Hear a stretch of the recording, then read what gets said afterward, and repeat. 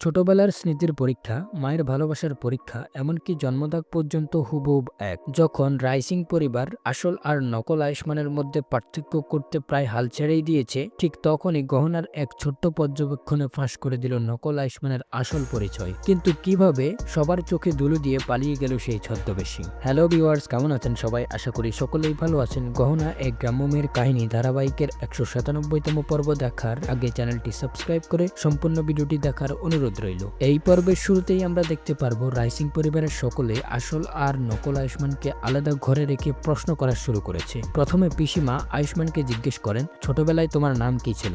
নকল আয়ুষ্মান আত্মবিশ্বাসের সাথে বলে, ২০০৮ সালে আমার নাম ছিল আয়ুষ, আর ২০১৬ সালে আমার নাম রাখা হয় আয়ুষ্মান। এরপরে পিসিমা যখন আসল আয়ুষ্মানকে একই প্রশ্ন করেন, সেও একই উত্তর দেয়। শুধু পিসিমা নন, পরিবারের সকলেই যখন তাদের শৈশবের স্মৃতি, পরিবারের ঘটনা ইত্যাদি নিয়ে প্রশ্ন করতে থাকেন, তখন আসল আর নকল আয়ুষ্মান দুজনেই সমস্ত প্রশ্নের সঠিক উত্তর দিয়ে দেয়, যার কারণে সবাই অবাক হয়ে যায় এবং কেউই বুঝতে পারে না কে আসল আর কে নকল আয়ুষ্মান। কমলা মায়ের পরীক্ষা। এর পরের দৃশ্যে আমরা দেখতে পাই কমলা মা এগিয়ে এসে বলেন, আমি জানি আমার ছেলের অনেক শক্তি, তাই তোমরা দুজন এখন আমার ২ হাত ধরে টানবে।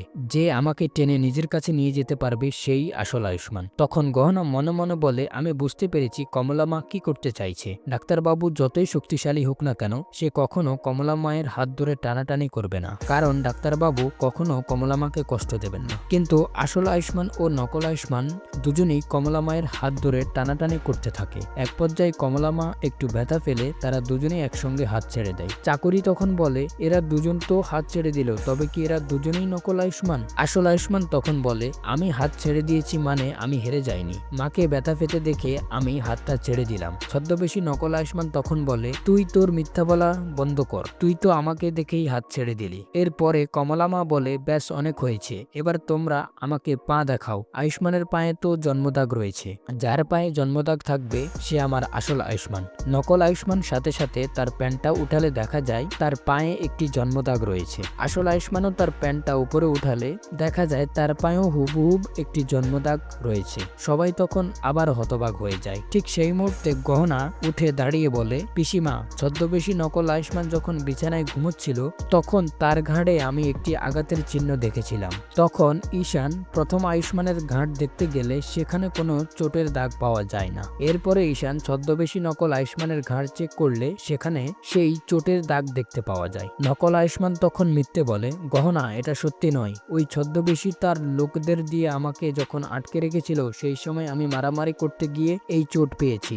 তখন আসল আয়ুষ্মান বলে, ব্যাস অনেক হয়েছে, এবার তুই তোর মিথ্যা বলা বন্ধ কর। ঠিক তখনই ঈশান ছদ্মবেশী নকল আয়ুষ্মানকে চেপে ধরে। রাইসিং পরিবারের সকলে একদম রেগে গিয়ে নকল আয়ুষ্মানকে মারতেই যাবে, ঠিক তখনই ছদ্মবেশী নকল আয়ুষ্মান চালাকি করে সেখান থেকে দৌড়ে পালিয়ে যায়। আসল আয়ুষ্মান যখন নকল আয়ুষ্মানের পিছু করতেই যাবে তখনই পিসিমা তাকে ধরে নেন এবং বলেন, পুলিশ তো ছদ্মবেশী নকল আয়ুষ্মানকে ধরেই নিয়ে যাবে, আর আমরা তো তোমাকে পেয়ে অনেক খুশি, তোমার তো কিছু হয়নি, আর তুমি একদম ঠিক আছে তো ভিউয়ার্স, এই ছিল গহনা এক গ্রাম্য মেয়ের কাহিনী ধারাবাহিকের ১৯৭তম পর্বের সুন্দর একটি এক্সপ্লেনেশন। শেষ পর্যন্ত গহনার বুদ্ধিতেই নকল আয়ুষ্মান ধরা পড়ে গেল। তবে কি সে আবারও ফিরে আসবে? পরবর্তী পর্ব দেখতে চাইলে কমেন্ট করে জানাবেন।